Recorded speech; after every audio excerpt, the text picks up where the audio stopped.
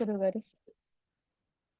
నిన్న ఆ, పూర్తిగా అర్థం కాకపోతే ఒక్కసారి రివ్యూ చేద్దాం. ఉమ్, కర్లేదనుకుంటే ఈ రోజు సబ్జెక్ట్ వెళ్దాం. ఓకే గురువు గారు. ఏమన్నా ఓకే గురువు గారు. ఏమైనా అనుమానాలు ఉన్నాయా నిన్నటి విషయంలో? నాకు క్లియర్ గానే ఉంది గురువు గారు. ఎవరికైనా డౌట్స్ ఉంటే అడగచ్చండి. నిన్న అమృతవాణి 94లో డౌట్స్ ఎవరికైనా ఉంటే అడగచ్చండి. ఎందుకంటే తీరికగా ఆలోచించేటటువంటి సమయం నిన్న లేకపోవచ్చు. గురువు గారు. అందుకని ఉంటే చూద్దాం, కొన్ని తర్వాత దాన్ని రివ్యూ చేద్దాం. ఓకే సమయాన్ని ఓకే గురువు. మొదలు పెట్టండి. తర్వాత జనులకు ఆధ్యాత్మికంగా ఉద్ధరించేటట్లు. ఒక్క నిమిషం. ముఖ్యంగా ప్రపంచంలో కోటాను కోట్ల జనులు ఉన్నారని జీవరాశి సంగతి పక్కన పెడతాం. వాళ్ళందరినీ ఏ విధంగా ఉద్ధరించాల్సి, ఉద్ధరించడం అంటే ఇక్కడ తీసుకెళ్ళి ఎక్కడైనా కూర్చోబెట్టడమా? ఏ విధంగా ఉద్ధరించాలి? పైగా ఎవరు ఉద్ధరించాలి? ఉద్ధరించేవాడు ఎవడైనా అన్యంగా ఉన్నాడా? అవును గురుగారు, ఉద్ధరించేవారు అన్యంగా లేరు కాబట్టి. లేరు కాబట్టి తెలియదు. ఇక్కడ యోగానందుల వారు వచ్చి అడుగుతున్నారు మహర్షుల వారిని, అందరికీ ఏమైనా ఉద్ధరించాలి. ఇప్పుడు ఆయన ఉద్దేశంలో యోగం చేస్తేను, భక్తిలో ఉంటేను, ఒక సాధన చేస్తేను వారు ఉద్ధరించబడతారు అనే భావనతో వచ్చాడు అక్కడికి. అందుకని వీళ్ళందరినీ ఎలా ఉద్ధరించాలి? అసలు పాయింట్ అందరూ ఉన్నట్టు మీకు చెప్పారా? దాని జోలికి పోవటం లే. వేరే అదర్స్ ఇతరులు ఉన్నారు, జనులు ఉన్నారు, వాళ్ళని ఏ విధంగా మనం ఉద్ధరించదు. ఈ మాట చెప్పేవాడు తన మూలన్నావేనా తెలుసుకుని చెబుతున్నాడా? తన మూలం తెలుసుకుని కనుక ఉంటే ఈ మాట అనేవాడు కాదు. ప్రపంచవ్యాప్తంగా ఆయనకి ఫాలోవర్స్ ఉండవచ్చు, తాను వీళ్ళందరినీ ఉద్ధరిస్తున్నాడని అనుకోవచ్చు. యోగము చేతను, ధ్యాన యోగము చేతను, కుండలిని చేతను, కర్మల చేతను అనుకోవచ్చు. ఆ దృష్టితోటి వచ్చి అడుగుతున్నారు మహర్షుల వారిని. అవును గురుగారు. ఏ విధంగా అంటే తాను ఉద్ధరిస్తున్నానన్న భావన కొంత ఉన్నది ఉంది కాబట్టి దానికి ఏమంటున్నారో చూడు. వారికి ఇవ్వవలసిన శిక్షణ ఎట్టిది? అదే సంగతి. ఏదో శిక్షణ సాధన ఇస్తే వాళ్ళకి ముక్తి వస్తుందనో, లిబరేషన్ వస్తుందనో, ఎన్లైటన్మెంట్ వస్తుందనో, స్వరూప జ్ఞానం ప్రకాశిస్తుందనో అనేటువంటి భావనలో ఉన్నాడు ఆయన.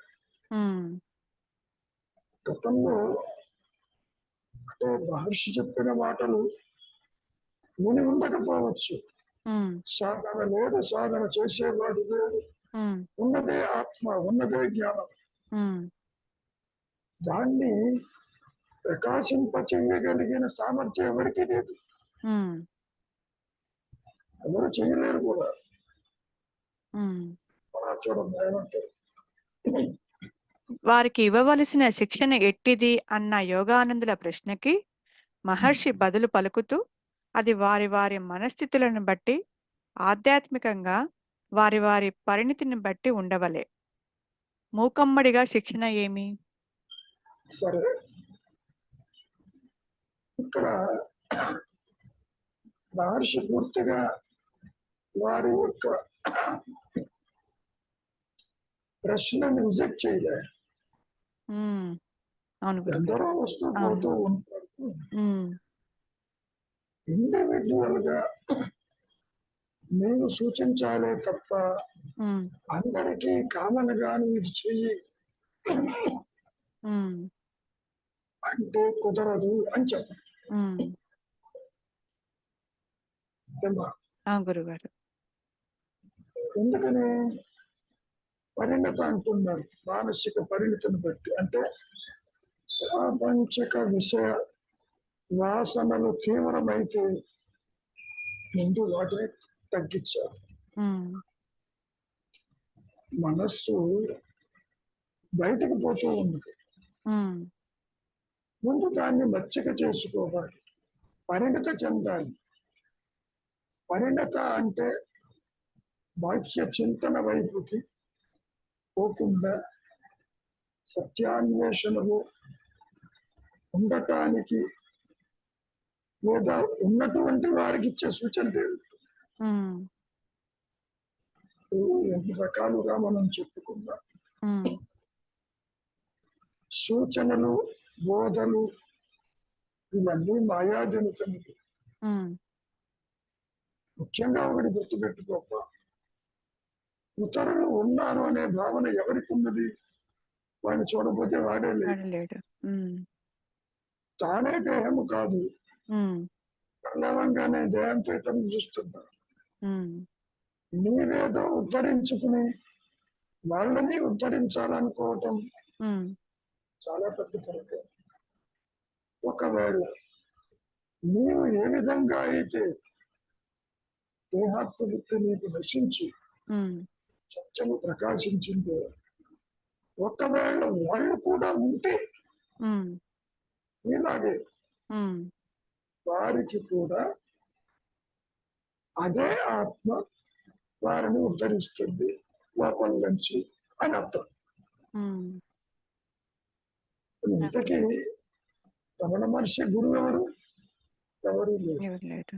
ఉమ్, భౌతికంగా నువ్వు ఇది చెయ్యి, అది చెయ్యి, ఇది వస్తుంది, అది వస్తుంది అని చెప్పిన వాళ్ళు లేదు.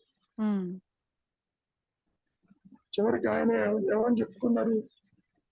నా ఆత్మే నా గురువు అన్నారు. ఉమ్, ఆత్మ అంటే ఏమిటో తెలియకపోయినా ఉమ్, మరణానుభవం తరువాత నేనంటే ఇదిగో అవేర్నెస్ అన్న విషయం నాకు తెలిసింది కాబట్టి అదే నా గురువుని మాయలోకి వచ్చి చెప్తున్నారు. ఉమ్, నేను అదే మాట అంటా. ఉమ్, కాకపోతే అది ఎంతవరకు ఈ మాయలో కనపడుతున్నటువంటి జనులను మార్చగలరు అనేది ఉమ్, ఆ మహర్షి చేతుల్లో లేదు. ఉమ్, ఉమ్, ఎవరు ఎవరిని మార్చలేదు. First point. ఉమ్, నీవు దేహం అనుకుంటున్నావు కాబట్టి ఇతరులు కనపడుతున్నారు. ఇది ఒక కల్వ కనిపించింది ఉమ్. కదా. ఆ గురువు. కాబట్టి ఇది కళ అని తెలియక ఈ మాయలో ఏదో శాంతిని స్థాపించాలను, ఈ జనులకి ముక్తి సరాసరి అందించాలను, ఎమాన్సిపేట్ చెయ్యాలను, లిబరేట్ చెయ్యాలను అని భావించటం ఇటువంటి కార్యకర్తలకి సహజంగా ఉంటుంది. ఉమ్, ప్రజలు అజ్ఞానంలో ఉన్నారు, ఉమ్, వాళ్ళకి దారి చూపించాలి. ఉమ్, తాను దారి తెలుసుకున్నాడా, ఉమ్, దారి ఉన్నదా అది తేలకుండా ఉమ్. సరాసరి మహర్షి దగ్గరికి వచ్చి అడిగాడు. మెసేజ్ వరది మాట్లాడుతున్నాడు. ఉమ్, మూకుమ్మడిగా ఇవ్వటం కుదరదు పంపన్నాడు. ఉమ్, అయినా ఏమిస్తాడు? ఉమ్, మూకుమ్మడిగా ఉమ్, నీవెవరివో తెలుసుకో అంటాడు. అది ఏమైనా దానంతటది తెలుసుకునే స్థితిలో ఉంటుందే. ఆ విధంగా పోనీ మహర్షి అయినా తెలుసుకుని చెబుతున్నాడా? ఉమ్, ఇది కదా. ఆ గురువు గారు. కాబట్టి అడిగేవాడి యొక్క దృష్టి కోణాన్ని బట్టి చెప్పినటువంటి మాటలే ఇది. ఇండివిజువల్ గా చెప్పాల్సిందే. ఏం చెబుతారు ఎవరికో తెలుసు. నువ్వు అందరికీ చెప్పినా ఎవరికి చెప్పినా ఎవరికి వారు సత్యాన్వేషణ చేసుకోవాలి తప్ప ఎవరు అందించలేరు. కుదరదప్ప. పూర్తిగా చదువు. జనులకు ఆధ్యాత్మికంగా ఉద్ధరించుటెట్లు వారికి ఇవ్వవలసిన శిక్షణ ఎట్టిది అన్న యోగానందుల ప్రశ్నకి మహర్షి బదులు పలుకుతూ, అది వారి వారి మనస్థితులను బట్టి ఆధ్యాత్మికంగా వారి వారి పరిణితిని బట్టి ఉండవలే. మూకమ్మడిగా శిక్షణ ఏమి అన్నట్టు. అంటే ఇక్కడ శిక్షణ ఉన్నట్లా లేనట్లా? మూకమ్మడిగా శిక్షణ లేదు గురువుగారు. పోనీ ఇండివిజువల్ గా నువ్వు వెళ్ళి అడిగావనుకో, నీకేమైనా శిక్షణ ఇస్తాడా? అసలు ఎవరు ఎవరికి శిక్షణ ఇచ్చే ప్రసక్తి లేదు. శిక్షణ అంటే సాధన మార్గం.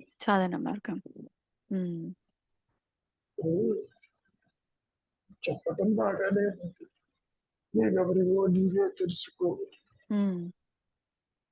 వెంటనే జీవుడు ఏమనుకుంటాడు? నేను నా స్వరూపాన్ని ఏ విధంగా తెలుసుకుంటాను? 2 నెలలు ఉన్నాయి అనుకుంటాడు. ఈ దేహత్వ బుద్ధి కాక వేరే నేను ఒకటి ఉన్నది, దాన్ని నేను ఎలా తెలుసుకుంటాను? ఇప్పుడు కాదు గురుగారు, మీరు అహంకారమే లేదన్నప్పుడు ఇప్పుడు విచారణ చేసేది లేని అహంకారం విచారణ చేస్తుందని అంటున్నారు. మరి అంటే ఇప్పుడు ఒక బ్రహ్మజ్ఞానాన్ని అహంకారం ఎలా తెలుసుకుంటుంది? దానికి ఎప్పుడు ఈ వాసనలు, కోరికలు ఇవి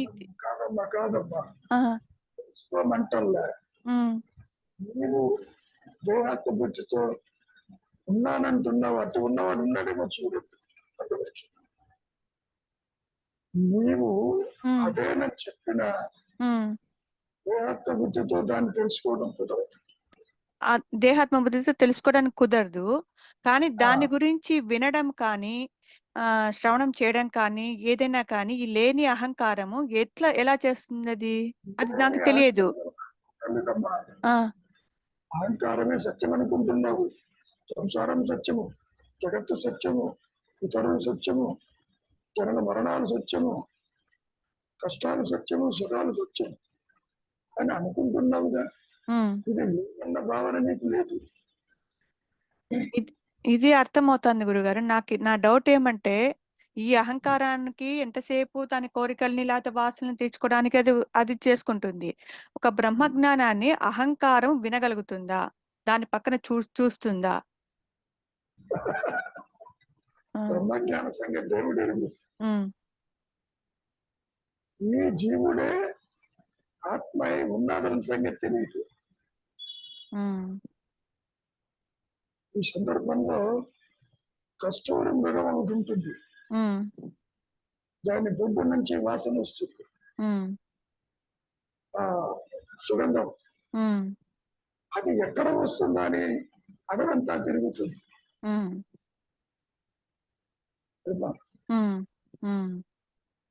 అదే రీతిలో నేను ఉన్నాను అన్న జ్ఞానము నేను దేహం అన్న వాడితోనే ఉంటుంది, బయట నుంచి రాదు. దాన్ని నీవు తెలుసుకోవటం కాదు. ఇప్పుడు తెలుసుకుంటున్నది అసత్యమని నువ్వు గుర్తించగలుగుతుంది. అందుకనే నేనెవరన్న విచారం వచ్చింది ఇక్కడ. జీవ భావనతో వ్యక్తిత్వంతో ఆత్మని తెలుసుకునేవారు ఎవరు ఉంటారు? ఎందుకని స్వరూప ప్రకాశంలో ఈ సృష్టి ఎగిరిపోతుంది. ఉమ్, అది ప్రకాశించినప్పుడు ఉమ్, నేను ఇప్పుడే తెలుసుకుని వచ్చాను అంటే కుదరదు. ఉమ్, ఎవరికి చెబుతారు? ఎవరు ఉన్నారని చెబుతారు. ఉమ్, కాసేపు నువ్వు నిద్రపోతూ ఉంటే నిద్రలో ఏముందో నీకు తెలియదు. ఉమ్, చెప్పమన్నా చెప్పాలి. ఉమ్, కానీ మాయలోకి వచ్చి ఏం చెబుతావు? ఇక్కడ ఉన్న పరిస్థితి లేదు. లేదు.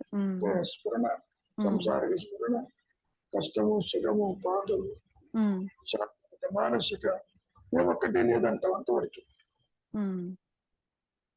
ఉన్నదేదో చెప్పలేదు. ఎందుకని? ఈ విషయం కూడా దార్శులు వారు స్పష్టం చేశారు. నిద్రాస్థితిలో, స్వరూప జ్ఞాన స్థితిలో ఈ అహంకారం అక్కడ లేదు. అవును.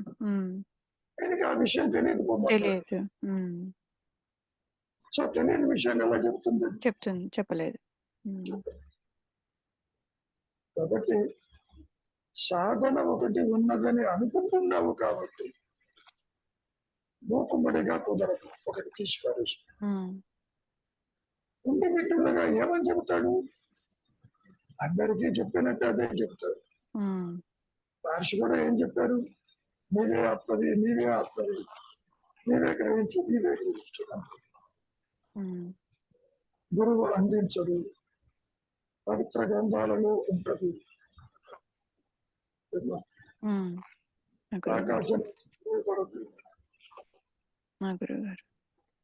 అంటే దీని అర్థం ఏంటి?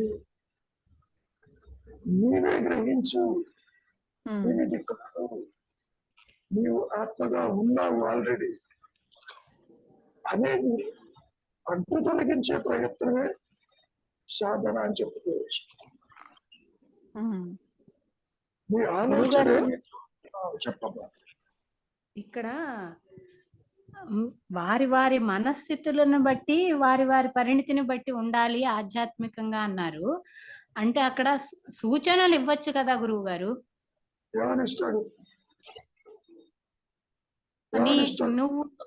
నువ్వు దేహమేమో చూడు, నువ్వు ఇంద్రియాలేమో చూడు అనే సూచనలు ఇస్తారు కదా. ఆయన ఏమని అడుగుతున్నాడు?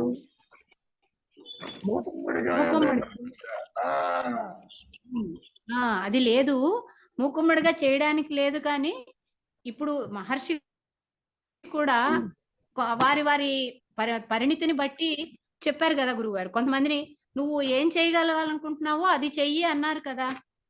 నువ్వు భక్తి మార్గంలో వెళ్ళాలనుకుంటే దానిలో వెళ్ళు, విచారం చేయకపోతే అన్నారు కదా. అసలు ఎవరు ఏ మార్గంలో ఉన్నారు, ఏం చేస్తున్నారు ఎవరికి తెలుసు?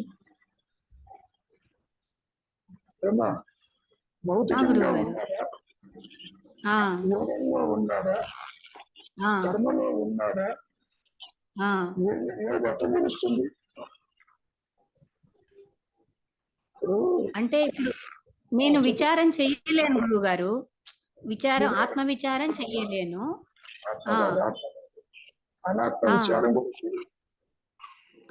చేసేది అనాత్మ విచారమే కదా గురువు గారు. ఆ విచారం కూడా చేయలేదు. ఎందుకని?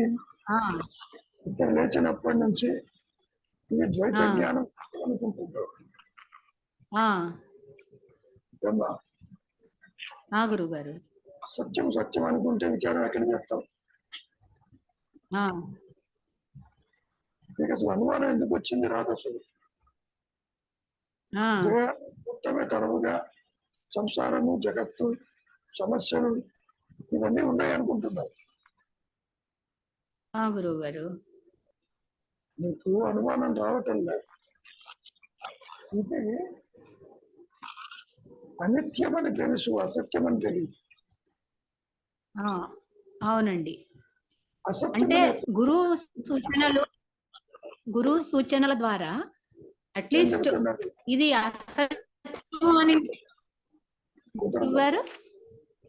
గురువు సూచనలు ఏమిస్తారు? అంటాడు, మీతో కలిపి నేను చూస్తున్నది అసత్యం అంటాడు. అసత్యం అని ఒప్పుకోవటంలే. అది లేనిది అని. ఏది చెప్పినా దానికి ఎగ్రీకి అవ్వటం లేదు. అంతవరకు దేనికి నువ్వు దేవం కాదు, నీవే ఆత్మ అని చెప్పినా నీకు ఇంకొక పడదు. నేను దేహం కాకపోతే నేనేమై ఉంటాను అనే ప్రశ్న మిగిలే ఉంటుంది.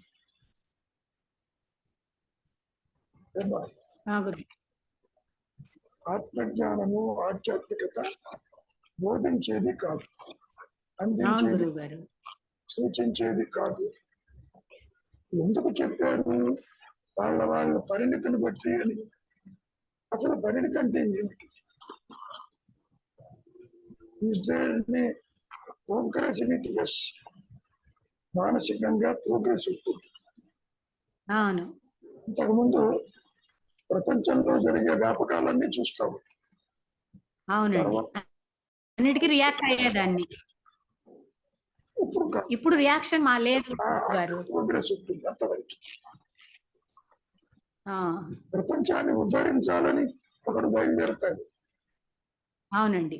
అసలు ప్రపంచం అంటే ఏమిటో నువ్వు చూడు అన్నప్పుడు ఇంకా విచారం చేయలేదు. అవునండి. ఆదిశంకరులు కూడా ఈ విషయమే చెప్పారు. జగత్తు వచ్చి చెప్పింది అది ఉన్నట్టు లేదు. అవును. ముందు దేహాన్ని గుర్తించాడు. స్థూల దేహానికి ఇతరులు జగత్తు కనపడు, ప్రదేశాలు కనపడు. అందులో ఏ ఒక్కరూ వారు ఉన్నట్టు చెప్పటం లేదు. మేము గుర్తించి చెప్తున్నావు. స్త్రీ అని, పురుషుడని, జ్ఞాని అని, అజ్ఞాని అని, బాలుడని, బుద్ధుడని నువ్వు చెప్తున్నావు. నీ గుర్తింపు బాగానే ఉంది. ఆ గుర్తించేవాడు ఉండాలని నువ్వు చూడాలి. సృష్టిలో అమ్మ ఏ ఒక్క వస్తువు అది ఉన్నట్టు నీకు చెప్పటం లేదు. అవును గురువు గారు, నువ్వు గుర్తిస్తు. నేను చెప్తున్నాను. ఆ చెప్పే నేను సత్యం ఎంత అనేది నీవు పరిశీలించాలి తప్ప మహర్షి చెప్పినా ఇంకెవరు చెప్పినా ఉపయోగం లేదు. మళ్ళీ ఉన్నది ఒకటే నేను కదా గురువు గారు. ఈ అహంకారం వచ్చినప్పుడు బయటకి చూస్తోంది. అమ్మా ఇవన్నీ ఉన్నది ఒకటేను అని శ్రవణంతో విన్నావు నువ్వు. అనుభవం లేదు, అనుభూతి లేదు. అనుభూతి అనేది ఆత్మానుభూతి. ఆత్మగా జీవుడికి లేదు, తెలియదు. అవునండి, జీవుడికి ఎప్పటికీ తెలియదు. ఎందుకని తెలీదు? ఎందుకు తెలియదు? కారణం తన మూలం విడిచినట్టుగా ఉంటుంది. అవును గురువు. ఉంటుంది. నీవు ఇంట్లో నుంచి బయటకు వచ్చావు. అవునండి. చూస్తున్నావు. ఇంత సంగతి చెప్పమంటే చెప్పలేవు. ప్రపంచంలో ఏముంది? కరెక్టే. అవునండి. కాబట్టి దేహాత్మబుద్ధి కలిగిన మాయాదేయం అది ఇంద్రియాల ద్వారా పరోక్ష జ్ఞానంతో బయట దూకినప్పుడు దాని మూలము బేస్ని ఆత్మని అది తెలుసుకోలేదు. కరెక్టే గురువు గారు. కాబట్టి మరి దీనికి మార్గం ఏంటి? ఆత్మని ప్రకాశింప చెయ్యగలిగేది ఏ ఒక్క ఎరుకైనా ఉందా ఇక్కడ? లేదు. పోనీ మౌనంగా ఉంటే అది ప్రకాశిస్తుందా? మౌనం కూడా నీ ప్రారంభ కర్మలో ఉంటే నువ్వు నిశ్చలత్వానికి వస్తావు. ఇక్కడ ఏమీ లేదంటావు, కనపడటం లేదంటావు, అంతా క్రికెట్ అంటావు, అంతా బ్లాంక్ అంటావు. అప్పుడప్పుడు నువ్వు ఊహించినటువంటి ఓంకారం ఉందంటావు, నాదం ఉందంటావు. ఈ విధంగా నీవు ఆలోచిస్తూ ఉంటావు. ఉండి మౌనానికి వచ్చినా కానీ అవునండి, అవునండి, అన్యాన్ని చూస్తూ ఉంటుంది. కాబట్టి దీని కంక్లూజన్ ఏమిటి? నీకు ఎంత చెప్పినా ఉమ్, నీవు దూరము కాదని జీవన్ ఆత్మ దానంతటా అది ప్రకాశిస్తేనే తప్ప నీవు గోలపెట్టే అజ్ఞానము అదృశ్యం కాదు. ఆ గురువు గారు. నీవు సాధన చేస్తున్న కొద్దీ అజ్ఞానం పెరుగుతూ ఉంటుంది. కరెక్టే గురువు గారు. కాబట్టి ఏం చేయాలి? ఆలోచన లేని స్థితికి ఈ అహంకారాన్ని తీసుకురావాలి. ఆ గురువు గారు. ఎలా తీసుకొస్తాయి? వైరాగ్యంతో, ఇచ్చారహితంతో, బంధరహితంతో.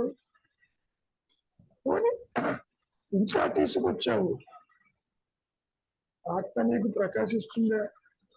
లేదు. అది ఆల్రెడీ ఉందిగా. అవునండి. ఒక సందర్భంలో హర్షనే అడిగారు, అందరికీ ఆత్మ ఎందుకు ప్రకాశించదు? మూకుమ్మడిగా అది ప్రకాశించవచ్చు కదా. దానికి ఏమన్నారు తెలుసా? అదే నీ వైపు ఉంటే ప్రకాశించేది ఏమిటి?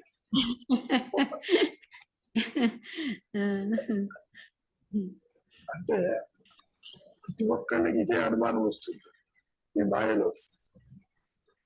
మహర్షికి అయింది, ఎక్స్కి అయింది, వైకి అయింది, అందరికీ అది ప్రకాశించవచ్చు కదా. అసలు ఉన్నది అది. అక్కడ మహర్షి లేడు, ప్రకాశంలో మహర్షి లేడు, సృష్టి లేదు, జనన మరణాలు లేవు. కానీ ఈ సందర్భంలో ఒక మాట అంటారు మహర్షి వారు, నువ్వు కలగంటున్నావు, కళలో ఎందరితో మాట్లాడతాడు, మంచి చెడు, కానీ నీవు మేలుకొని జాగ్రత్త అవస్థకి వస్తే కళలో కనిపించిన వాళ్ళు కూడా మేలుకొని నీతో పాటు వస్తారా? రారు.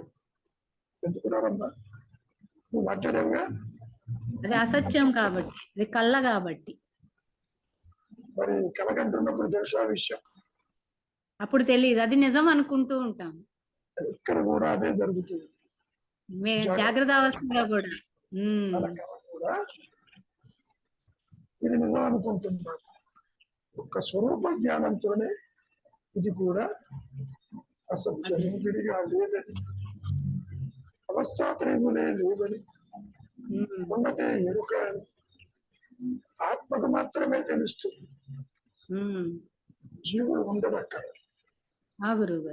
ఎవరికి చెబుతాడు? ఎవరు ఉన్నారని చెబుతాడు? తాను ఉన్నదే ప్రశ్నార్థకం అయితే అలాగా ఇతరులు ఉన్నారని ఎలా చెబుతాడు? కాబట్టి ఆధ్యాత్మికత, ఆత్మజ్ఞానం అనేది బోధించేది కాదు, సాధించేది కాదు. ఎందుకు కాదు? నీవే అదే. కానీ నమస్కారం గురువు గారు. మనము కలగన్నప్పుడు మనకి మెలకు వచ్చినప్పుడు కళలోని వాళ్ళు మనతో రారు, అది నిజమే. కానీ ఎందుకు రారంటే అది అబద్ధం కాబట్టి అంటున్నారు. కానీ ఇప్పుడు ఇంకో డౌట్ ఏమంటే గురువు గారు, ఇప్పుడు బ్రహ్మజ్ఞానం వచ్చిన ఒక జ్ఞానికి ఆయన మెలకువలోకి వచ్చిన తర్వాత కూడా ఆయనతో పాటు ఉన్న వాళ్ళందరూ ఆయనకు మళ్ళీ కనిపిస్తున్నారు కదా గురువు గారు. ఆయన వాళ్ళతో మాట్లాడతారు. ఏమంటే ఆయనకి ఇంకా ఆ ప్రారంధం ఉంది కాబట్టి ఆయన వాళ్ళ ఇప్పుడు మహర్షి మన భగవాన్ కి వాళ్ళ మదరు ఆయన జ్ఞాని అయిన తర్వాత కూడా వచ్చినాక ఆమె మదర్ అని గుర్తించినారు. ఆమెని ఆమెకు మళ్ళీ మోక్షం ఇచ్చేదానికి కూడా ఆమెకు సహాయం చేస్తున్నారు. అవన్నీ కూడా మదర్ అనే గుర్తింపుతోనే చేశారు కదా. ఇదంతా కూడా కాకంబూ స్టోరీస్. ఎవరికి ముక్తిని ఇవ్వలేదు, ఇవ్వలేదు కూడా. ఆయనే చెప్పుకున్నాడుగా, గురువు అందించడు, ఇతరులు అందించరు. ఎంత ఓకే, చెప్పుకున్నా ముక్తి ఇవ్వకపోయినా గురువు గారు వాళ్ళనైతే గుర్తించినాడు కదా, మదర్ అని అయితే గుర్తించినాడు ఆయన. అంటే లేదమ్మా. ఇప్పుడు మన కళలో ఉండేది అసత్యం కాబట్టి అసలు ఒక్కరు కూడా మనకు కనపడరు. అసలు ఆ కళలో ఉండే దృశ్యం కూడా అంత అదృశ్యమే మనము మెలకు వచ్చిన తర్వాత. కానీ జ్ఞాని తనకు జ్ఞానం వచ్చిన తర్వాత కూడా ప్రపంచం ఆయనకి కనిపిస్తుంది. వాళ్ళకి ఇద తల్లి తండ్రి అన్ని కనపడతారు వాళ్ళకి. వాళ్ళు దాన్ని విలువ ఇవ్వరు వాళ్ళకి, కానీ కనిపిస్తారు కదా గురువు గారు. కనపడరమ్మా. మరి కనపడే ప్రసక్తి మహర్షికి లేదు. భగవాన్ కి కనిపించారు కదా. కనిపించాడు నాకని చెప్పాడా? నువ్వు చెప్తున్నావు. మహర్షికి ఆహా, తల్లి ఆయనే కనిపించాడు. ఆయనే చెప్పారు కదా గురువు గారు. ఆమె తల్లిని ఆయన తల్లిని గుర్తించారు. మళ్ళీ ఇంకా ముందున్న ఎవరు తమ్ముళ్ళను అన్నను గుర్తించారు. కాదమ్మా, పొరపాటు. యాక్సెప్ట్ చేయలేదు కానీ గుర్తించారు. కాదమ్మా. తల్లి ఎవరు గుర్తించడానికి? తానే దేహం కాదు, ఇంకోటి దేహంతో ఉన్నాను గుర్తిస్తాడా? ఎలా గుర్తిస్తాడు? పైగా నువ్వు జ్ఞాని అంటున్నావు అంటే వ్యక్తిత్వంతో ఆత్మ తెలుసుకున్నాడు ఆయన, లేదు కదా. అదే అదే గారు, ఎలా కనిపించారు వాళ్ళకి ఏం డౌట్ నాకు గురువు గారు. అసలు ఇప్పుడు మన కనిపించలేదు. కళలో ఉండేవి అసలేమీ కనపడవు కదా, ఇది ఎలా కనిపించారు? ఆయన దేనిని చూడలేదు. ఆయన చేసిన చెయ్యని వాడే. ఆయన చేసేవన్నీ కూడా అకర్మలే. నేను చూస్తున్నాను, చేస్తున్నాను అని చెప్పటానికి అవకాశం లేదు అక్కడ. నిద్రపోతున్నావు నువ్వు. ఇతరులు ఎవరినన్నా చూడగలవా? నిద్రలో ఏం చూడలేదు. ఎందుకు చూడలేవు? ఇతరులు ఉంది ఆత్మగా. స్వరూప జ్ఞానం ఉంది ఆత్మే. ఎందుకు చూడలేదు? ఈ మాయలో చూసే వారికి మహర్షి ఉన్నట్టు అనుకుంటారు, కర్మలు చేస్తున్నట్టు అనుకుంటారు. కానీ మహర్షి వైపు నుంచి చూసినా చూడని వాడే, చేసినా చెయ్యని వాడే, తిన్నా తినని వాడే అంతా. మాట్లాడినా అంటే మాట్లాడని కళ వాడే. అనేది పూర్తిగా మనము ఆ ఎగ్జాంపుల్ ని పూర్తిగా తీసుకోకూడదు. ఒక ఊరికే ఒక ఎగ్జాంపుల్ లాగా కళ అని చెప్తున్నారు అంతే. కాదమ్మా, పూర్తిగా తీసుకోవాలి. ఎందుకని? కళలో కనిపించిన వాళ్ళు నీవు మేలుకొని ఇక్కడికి వస్తే వాళ్ళు రావటం లేదు. ఓకే, వస్తున్నారా? చెప్పు. లేదు లేదు లేదు. అదే విధంగా నీవు ఆత్మగా నిలిచినప్పుడు జాగ్రత్త అవస్థలో ఉన్న జనులు, తల్లి కావచ్చు, తండ్రి కావచ్చు, వాళ్ళు నీతో పాటు సుశక్తిలోకి రావటం లేదు, తిరిగిలోకి రావటం లేదు. వాళ్ళు కరెక్ట్, వాళ్ళు రారు. కాకపోతే వాళ్ళు ఒకరు ఉన్నారు అనే విషయం కూడా వీళ్ళు దాన్ని నీవు నిద్రపోతున్నప్పుడు ఆత్మగానే ఉంటావు. జాగ్రత్త అవస్థలో సంసారం ఉన్నట్టు నీకు తెలుసా? తెలియదుగా. ఏదో నేను నిద్రపోతున్నాను, ఇతరులు జాగ్రత్త అవస్థలో పనులు చేసుకుంటున్నారు అని నువ్వు చెప్పగలవా? చెప్పగలవు. కాబట్టి ఇంకొక సందేహం గురువు గారు, ఆయన మరి తల్లికి మాత్రమే ఒక భూతలింగం అని కట్టించారు, మిగతా వాళ్ళకి కట్టించలేదు కదా గురువు గారు. ఆయన తల్లి కాబట్టే చేశారా? కాదమ్మా, ఇవన్నీ కూడా కర్మ ప్రభావంగా చేసినవి. ఆయన ప్రోగ్రాంలో ఉండి చేశాడు. మాతృభూతేశ్వర లింగం అన్నాడు. మాతృభూతేశ్వర. అంతేగాని అక్కడికి పోతే నీకు మోక్షం వస్తుందని కాదు. పూజ చేయాల్సిన అవసరం ఏంటి? ఇవన్నీ కూడా ఆయన ప్రారంభంలో ఉన్నప్పటి చేశాడు. అది ఆయన ప్రారంభంలో అది ఉంది కాబట్టి చేశాడని నువ్వు అనుకుంటున్నావు, ఆయన చెయ్యలేదని నేను అంటున్నాను. ఇవన్నీ చూచే వాళ్ళ దృష్టిలోనే అట్లా ఉంటుంది. నిజానికి తల్లి లేదు, తండ్రి లేదు, బంధువర్గాలు లేవు, పుట్టుక లేదు, మరణము లేదు, ఉన్నది ఎరుక. వ్యక్తిత్వంతో ఎరుక ఉండదు. ఉమ్, దానికి ఏమని చెప్పారు? ఎండమావుల్లో నీళ్లు లేకపోయినా కనపడుతుంది కదా, అట్లా కనపడింది ఇక్కడ. అంతే అలా కనపడింది. అక్షరము, తల్లి వీళ్ళందరూ ఉంటారు, కానీ విలువ లేదట. ఆయన ఎన్ని మాటలు చెప్పినా మరి తల్లికి మోక్షం ఇస్తే అందరికీ ఎందుకు అందించకూడదు? పాటిస్తే ఉమ్, పక్షపాతం ఉంటుందా భగవంతుడికి? ఉండదుగా. ఉండదు. అదే మరి అవును. ఎందుకని what is the special treatment? ఇది వీళ్ళు ప్రచారానికి పెట్టుకున్నారు. అది ఎందుకు వచ్చింది? అమ్మ మరణించింది అన్నప్పుడు కాదు, లిబరేట్ అయిందని ఆయన కన్ఫరెన్స్ చేశాడు. ఎలా చేస్తాడు? ఆహా. నేను కన్ఫరెన్స్ చేస్తా, మీరందరూ కూడా ముక్తులేనని. ఉపయోగం ఏంటి? ఆవిడ చెప్పిందే, నేనుగా ఉన్నానని చెప్పలేదే, అప్పటికే దేహం వదిలిపెట్టిందిగా. ఉమ్, కాబట్టి ఇటువంటి ఆర్గ్యుమెంట్స్ ప్రచారానికే తప్ప సత్యానికి పనికి రావు. మీరేమనుకుంటారు? తల్లికి మోక్షం ఇచ్చాడు, నాకెందుకు ఇవ్వదని వెంబడి పడతాడు. ఆయనే చెప్పుకున్నాడుగా, ఎవరికి ముక్తిని ఇవ్వరు అని. మరి ఇవ్వను అన్నప్పుడు అవును. నేను ఇచ్చానని చెప్పి ఎట్లా చెప్తాడు ఆయన? కాబట్టి ఇవన్నీ కూడా ఊహాజనితమునే తప్ప వాస్తవం కాదు కాదు కాదు. ఏమ్మా? ఇప్పుడు నిలబడిందా సత్యం ఏంటో? ఉమ్, ఉమ్. ఏమైనా రవి కాసేపట్లో అదృశ్యం అవుతుంది. అవును గురువు గారు. కాదు, అడగకపోయినా ఇది అదృశ్యం అవుతుంది. అవునవును అవును గురువు గారు, విడిగా అడుగుతాను. సరే, అయితే సమయం ఏ క్షణమైనా ప్రాణం పోకడ చెప్పచ్చేమో కానీ ఈ మీటింగ్ అదృశ్యం ఎవరు చెప్పలేదు. గురుగారు అసలు బంధము మోక్షము రెండూ లేవన్నారు కదా శంకరులు. శంకరులే కాదు, నేను అంటే ఆయన అంటాడు నీవే ఆత్మని.